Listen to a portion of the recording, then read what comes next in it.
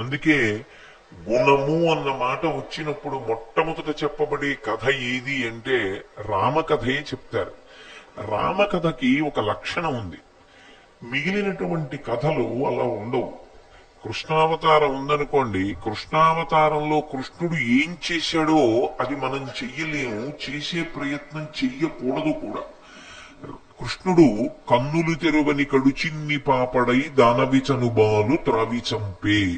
కృష్ణుడు అసలు కన్నుడు కూడా తెరవడం చేత కానటువంటి పసిపిల్లవాడిగా ఉండగా రాక్షసి అయినటువంటి పూతన యొక్క స్థనమునందున్నటువంటి పాలు తాగినట్టుగా నటించి 2 గుక్కలలో పూతన శరీరంలో ఉండేటటువంటి సమస్త శక్తులను కూడా తాగి పూతనని సంహరించాడు. కృష్ణ భగవానుడు ఏం చేశాడో అది చెయ్యడం సాధ్యం కాదు. కానీ శ్రీరామాయణంలో రామచంద్రమూర్తి ఒక మనుష్యుడు ఎన్ని కష్టాలు పడతాడో అన్ని కష్టాలు పడ్డాడు.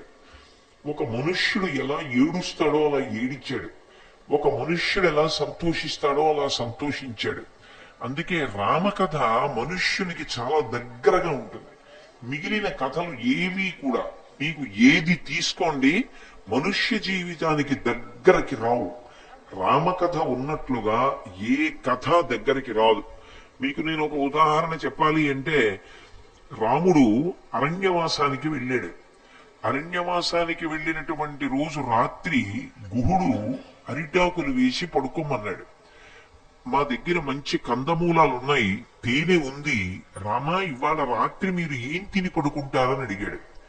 రాముడు అన్నాడు, నేను అరణ్యవాసానికి బయలుదేరినప్పుడు రథం ఎక్కి వచ్చేస్తుంటే మా నాన్నగారు చక్రవర్తి దశరథుడు, ఆయన అలా రాకూడదు, చక్రవర్తికి కొన్ని నియమాలు ఉంటాయి.